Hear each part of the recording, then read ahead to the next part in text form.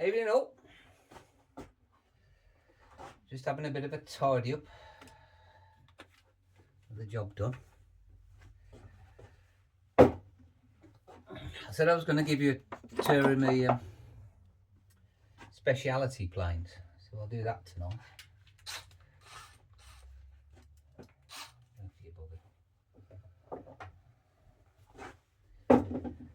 So, tidy, tidy, tidy, tidy. In the bin.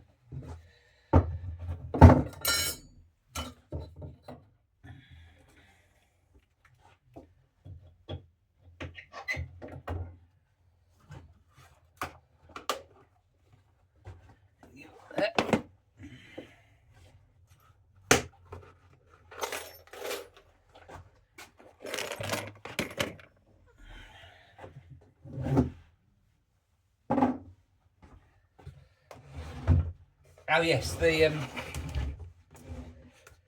mentioned about the auger bits previous video or two, and I couldn't remember the model, the Sandvik ones. They're Sandvik 9526s. Here's me set.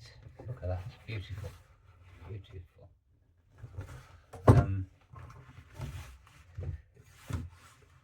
So they go down from 6 mil, 8, 11, 13, 16, 19 mil, 22, 25 and 38. 32 mil. What I love about them is so they're with this transitional phase.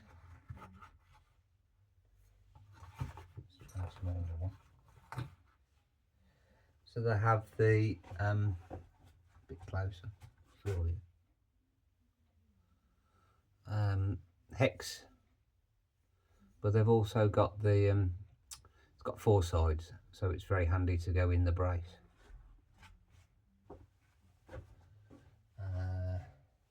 And the tooth on them is very long as well. Can be extremely sharp if sharpening.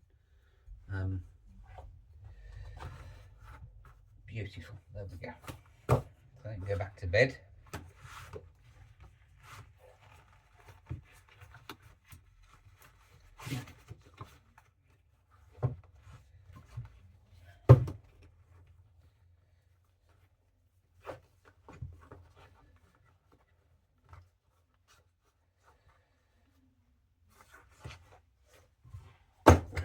Right, here we go then. Brace yourselves. So, thing with the Speciality planes, I don't use them very often, so you don't have to exactly buy the best. Once in a blue moon, you find a job where you need to use them. So what I've done is got by with finds from flea markets, antiques fairs, eBay of course. But I wouldn't break the bank on anything really expensive, especially if you're just starting off. So this is my storage box. Because I don't use them very often, I like to keep the dust off them. Rust never sleeps, so protect them from moisture. So this is a Japanese toolbox. Again, most of me workshop boxes and shelves are just made out of scraps, offcuts. They're pretty sacrificial, and I'm constantly evolving and thinking about to improve things. So everything's expendable. It's just going to be there until the next iteration, until I have another crazy idea and I think I'll try this. Took my beer up. I do apologise to anybody who abstains. I respect you. not got there yet. Right, let's crack her open there and have a look into the tour.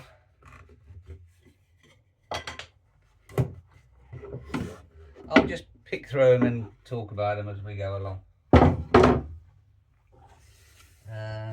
What we got first then? So most of the brands are records. In Britain they're quite easy to pick up, cheap as chips, because they're not that sought after. But again, hobbyists, amateurs, we're not running a full-scale cabinet making shop. I just make furniture for the house, for the family. Quite a few projects lined up. Now we've had the kitchen extension done. So cabinet scraper. It's a number 80. We tend to find with the record line, they followed Stanley numbers. They added a 0 at the front to make themselves unique. Cabinet scraper, beautiful. So card scraper, similar principle. The card scraper blade is at 90 degrees, and I can do a demo one day of how I prepare my card scrapers. Cabinet scrapers, a little bit different. So the blade, again, the Stanleys and the records, they're quite interchangeable. So this was a record body, and I just bought a, if you're looking on eBay, if you add NOS, new old stock, so this was brand new, probably 30, 40 years old, but never been used. It's still in the original packaging.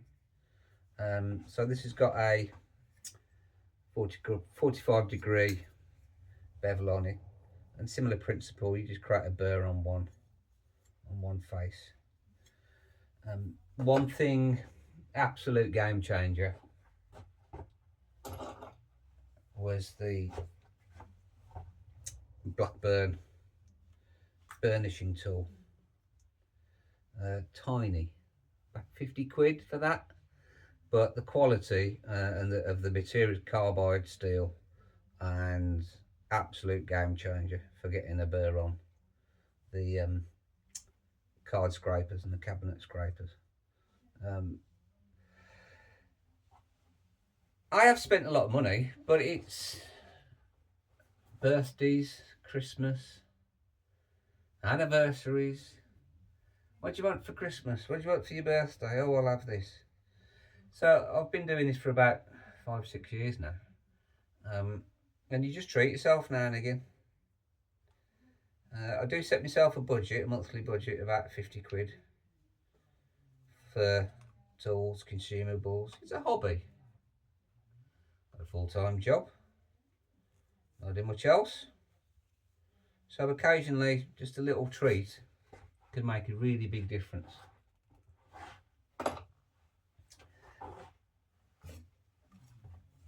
Let's get this back on. With the cabinet scrapers, there's a adjustable nut at the back. Put a little bit of extra pressure on the blade to make a bit of a curve. Just remember to slacken it off. You don't want to leave it at full pressure. That's your cabinet scraper.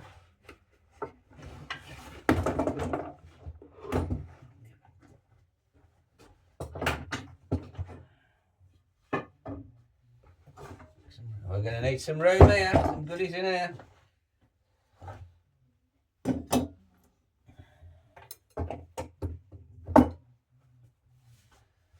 Woo! Plough planes. So we started off with a little record 43 and put a little fence on it. That's a piece of mahogany. You can keep this well oiled as well. Then 43s are nice to start off with for smaller, cutting smaller joints, smaller grooves. But they can be a bit, I mean, I've cut some, when I first had it, I didn't have anything else, so I cut quite some big grooves with this.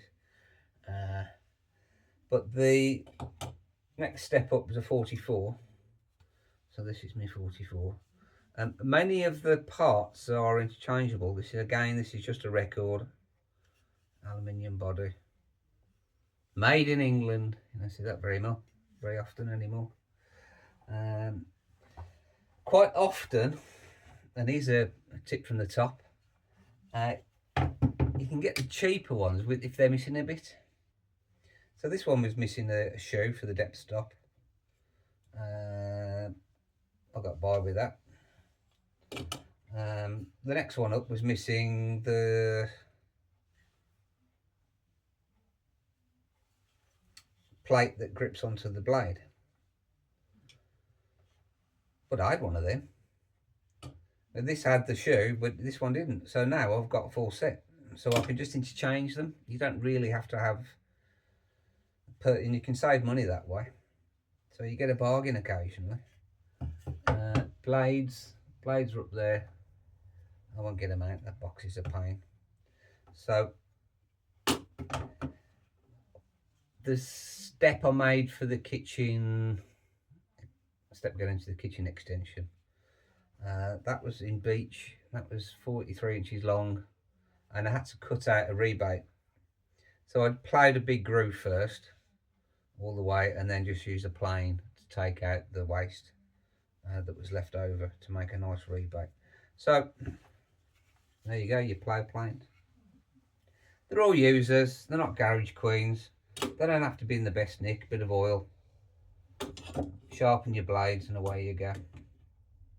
Stick a fence on. Cracking. What have you got next? Block planes.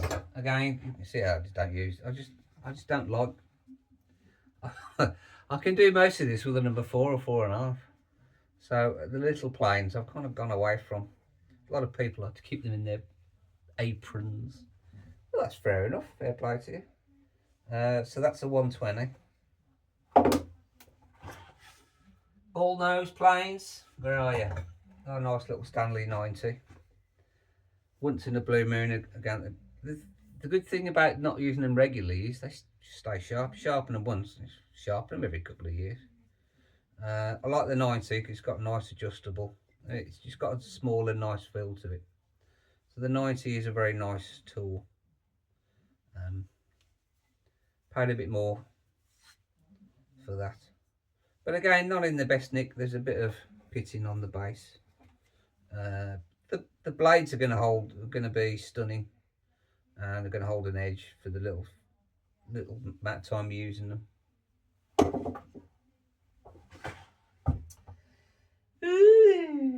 Where do we go next? We shall go rebate planes.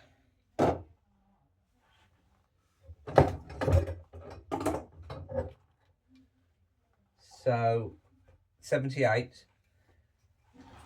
Oh, Christ. There was a company in Birmingham, WS. A lot of the internet sources say it stands for William Swift. It doesn't. The thing is, nobody knows what it does. Actually, a bit of a mystery, but there you go. So they were in the 1920s and 30s, in between the wars.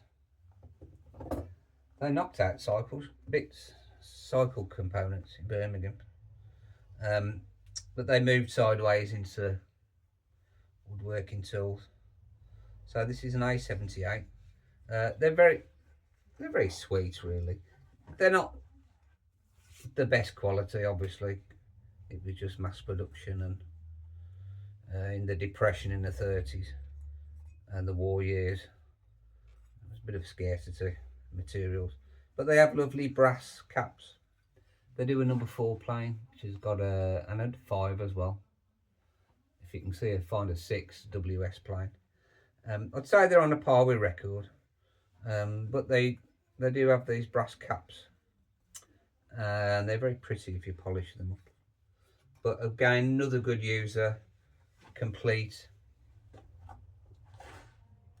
he said. Where's the bleeding fence for it?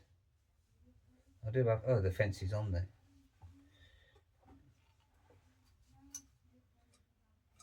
Keep them oiled. Look after your tools, they'll look after you. There you go.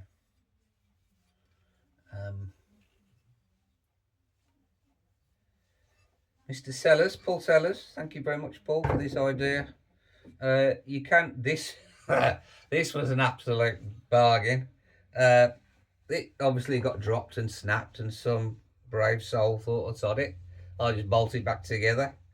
So there's a nice plate right across there, steel plate. They cut some holes in there and threaded them like good ones, and then put it back to it. You can see a bit of chip off the handle there. So that's my scrub plane. One of the scrub planes I've got under the Acorn. If you really want to go for it, this is the good thing about this. It's two handles, and you can just really power through. Quite a serious camber on the blade, and that does the business. So even a tool that's ugly, that's broken and been repaired, there's always a job for it. There's always a place for it. We don't want it to get chucked in the bin if we can't help it. It's missing some parts, and but don't matter, it's good for the job. And again, I've got the Acorn number 4 scrub plane, but this comes out occasionally if I want to hog off some stuff. And there you go.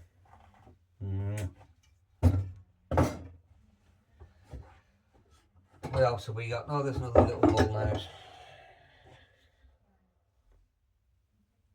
What's that? That's a Stanley. So I've got the number on, has it? I've got one of these, but these aren't as adjustable as the 90s. So I do prefer the 90s, but I kept it. The blade might come in handy now and again. What have we got then? So next, I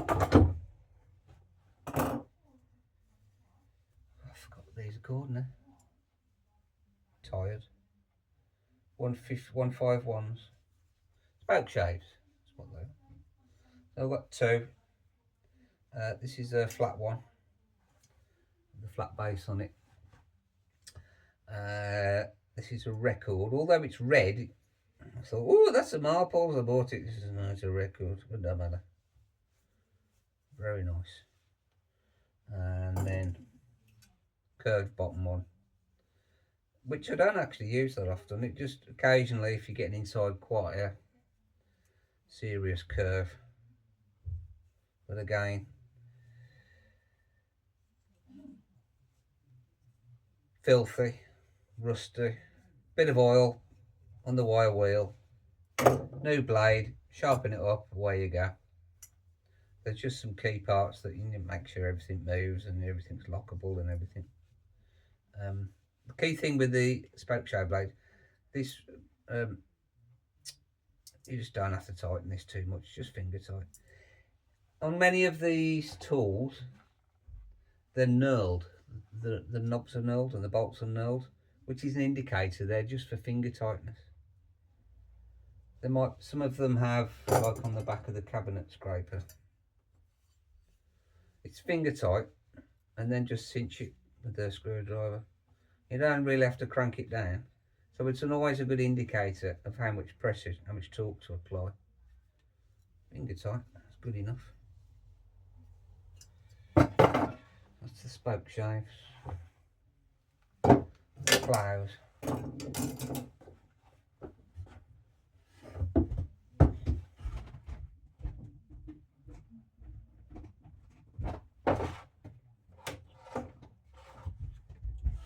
Router planes. Or the router planes, routing as we call it in England. Got 2, this is my first one. The Paul Sellers effect, yes, they're expensive.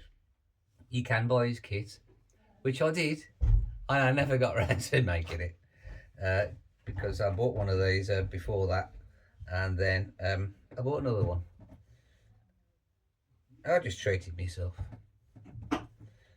Yes, I understand people who are working low incomes or just starting out on the journey, but they do come up. They're a good investment. They last you a lifetime, and if you're lucky, just get a user. You don't have to pay through the nose. Um, they're still around. The auctions come up. So this is a 71, and it had no extra bits or anything. I think it had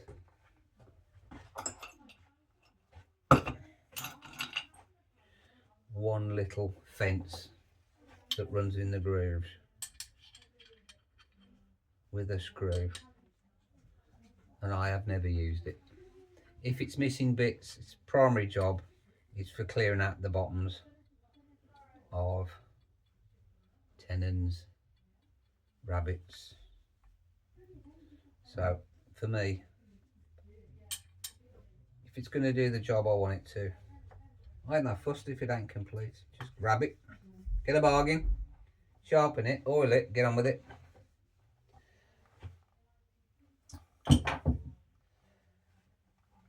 This one came up on it's marples. I love marples. So the marple 71 came boxed. 100. I think this was 200 quid again. It sounds a lot, but I treat myself. I'm worth it. Occasionally, I've been let off good behaviour tonight down the cellar for an hour. So yes, this one came boxed. This was a Marples M71. It's a bit of packaging.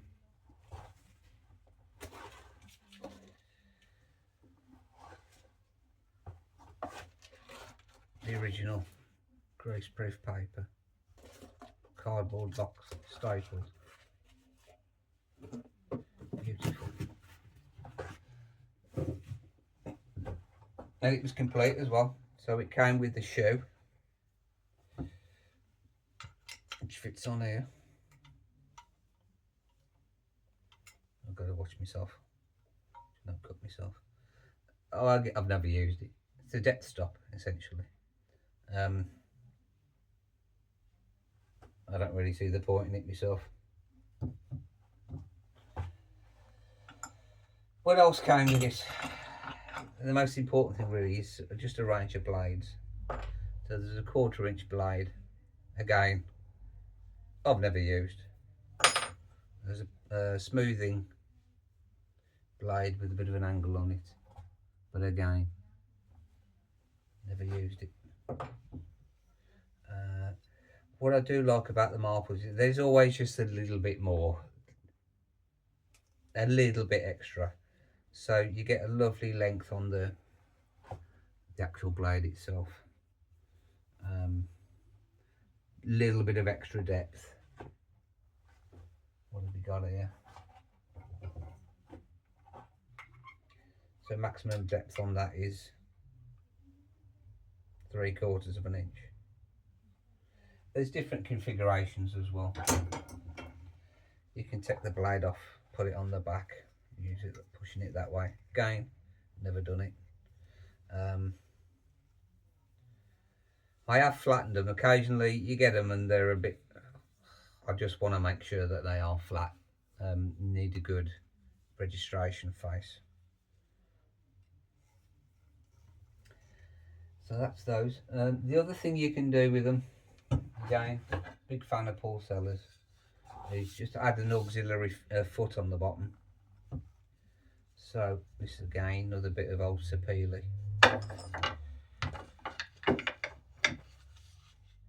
It just gives you, if you've got a really big tenon that you're clearing out. What's the bloody old one? Helps if I had it the right way around. It's the badger.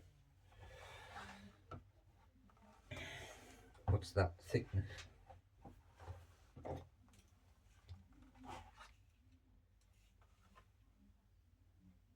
½ inch, 12mm. I use this so many times. Lidl or Aldi gauge, digital gauge. Then you have to drill a hole in it and all, and that was so hard. But it was worth it, just to keep it under. I've got spare batteries as well, keep batteries spare. I just use it that much. Constantly measuring, checking.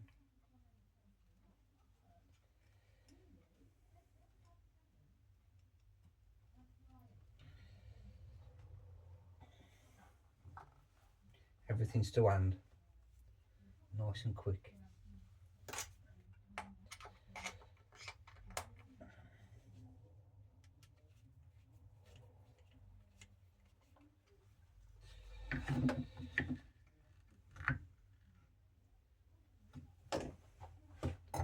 I've lots of screws, so I've got another one.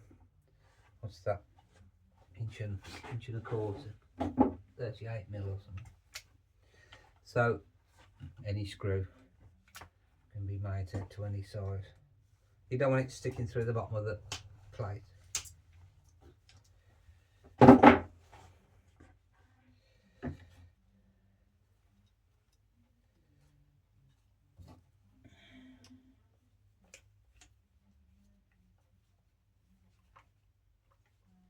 Again, doesn't have to be too tight.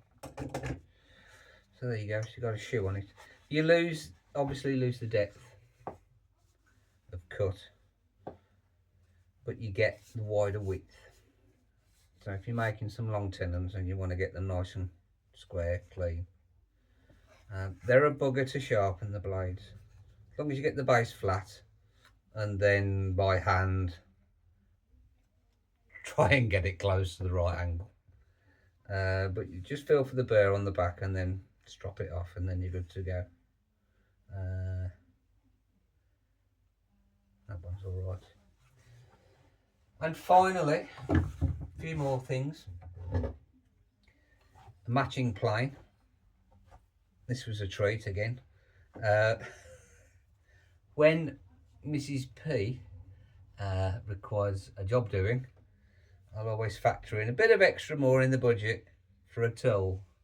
Each project needs a tool, so get something out of it. It's a matching plane. This is a 48. This was about 130 quid on eBay. I won't use it that often, but it's beautiful for making tongue and grooves. Very clever, ingenious. So you just pull the pin up, flip around, and there you go. So that will cut the groove, and then you need 2 irons, and again you just pull the pin up, spin it round, and you've got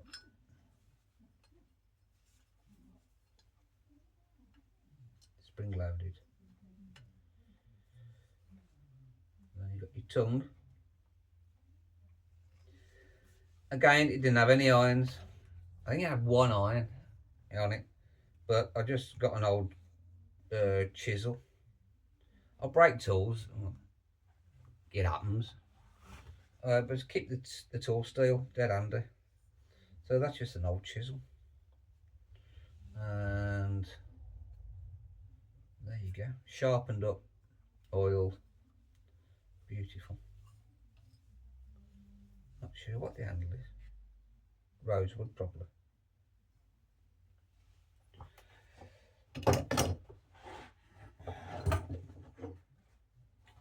Mini routing plane again. I've got some hinges to fit on some doors for the kitchen cupboards. Can be handy to have, but again, I've rarely used it. But it was cute and it was cheap, and it needed some love. It needed a nice home, a forever home. Record, again, not the best brand, but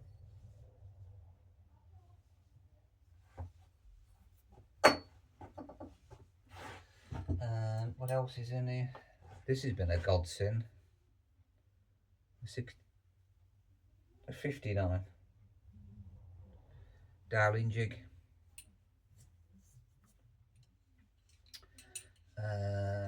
It's just stunning. A little sighting line there. The only thing, it don't come with any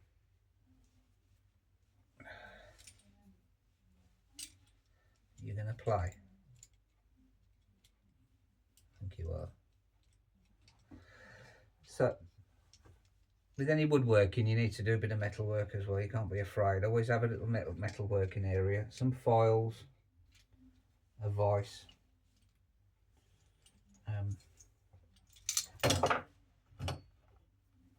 Was it Roubaud, in Roubaud's book on craft work? The first one, he started with blacksmithing, metal work. Woodworkers, we work with wood, with steel, with iron tools. We can't do without the blacksmiths and the metal. So if you can learn a bit of that yourself, better. So this was just steel tube, standoff, I think it was. But I've just fettled it to meet my own needs. So that's an 8, I think that's an 8mm guide. So don't be too precious about it. All this bloody Veritas. Lee Nielsen.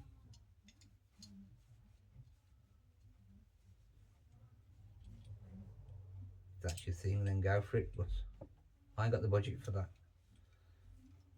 I just need to get the job done.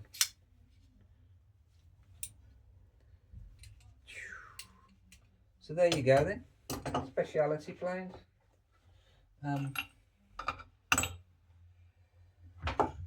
So yeah, the moral of the story is, and I'm sorry if I've repeated myself,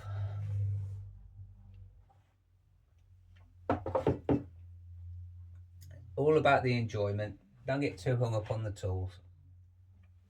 Work with what you can within your budget. There's some bargains out there, broken, bits missing.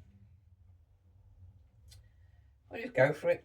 And as you go through and progress, if you do want to take it more seriously, then by all means, ditch these and buy some beautiful new ones. I'm sure they're excellent. But for me and for what I do and for my time I've got available, I'm quite happy. Some good old users in their forever homes. All right then, everybody. If you've got any questions, fire away. Like and subscribe and all that. And I shall see you in the next video. Bye.